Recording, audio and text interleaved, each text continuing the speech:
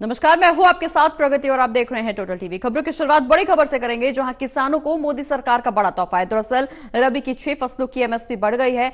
गेहूं का एमएसपी 150 रुपए प्रति क्विंटल बढ़ा है।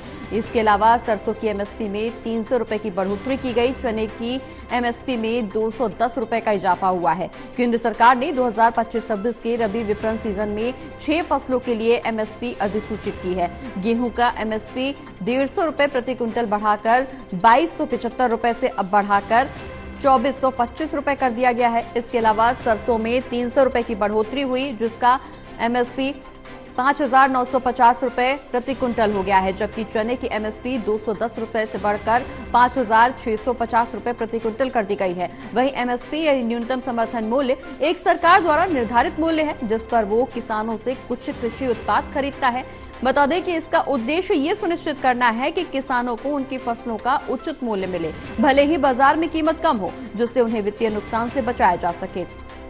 तो किसानों को मोदी सरकार की तरफ से ये बड़ा तोहफा दिया गया। रबी की 6 फसलों की एमएसपी बढ़ाई गई है।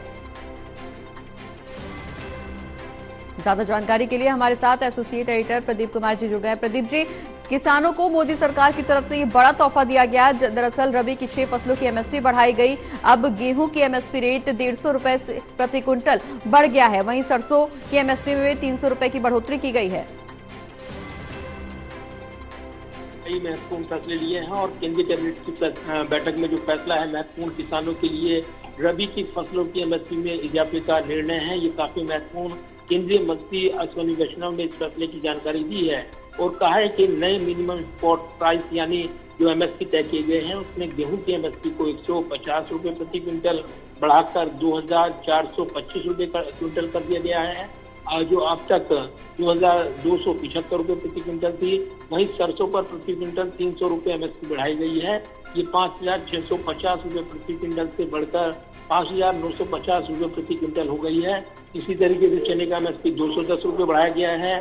इसके अलावा जो अन्य फसलें हैं उनके भी एमएसपी में बढ़ोतरी हुई है। इसके अलावा भी केंद्रीय कैबिनेट ने महत्वपूर्ण निर्णय लिए हैं। इसमें खासतौर से जहां किसानों को लेकर ये तोहफा देते हुए अश्विनी वैष्णव ने कहा है कि किसान कल्याण के लिए सरकार प्रतिबद्ध है और उन्होंने हाल ही में किसानों के लिए कई बड़े फैसले लिए हैं।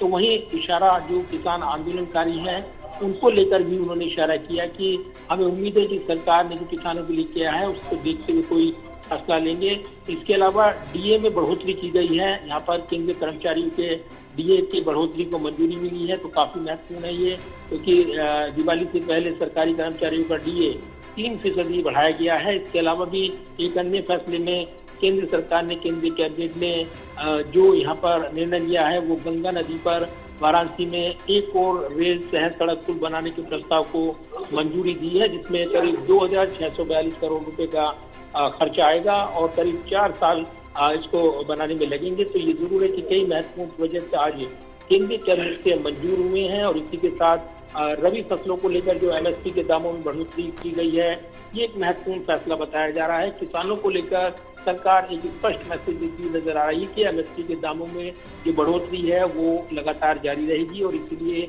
मिनिमम सपोर्ट प्राइस जो है वो तय किया गया है रबी की फसलों के लिए और इसमें कई फसलों के जो मिनिमम प्राइस है वो तय किए गए हैं। तो ये एक महत्वपूर्ण फैसला है, ये कहा जा रहा है। चलिए, बहुत बहुत शुक्रिया प्रदीप जी, तमाम जानकारी हमारे दर्शकों के साथ साझा करने के लिए। आप बने रहिए हमारे साथ, हम फिर लौटेंगे आपके पास।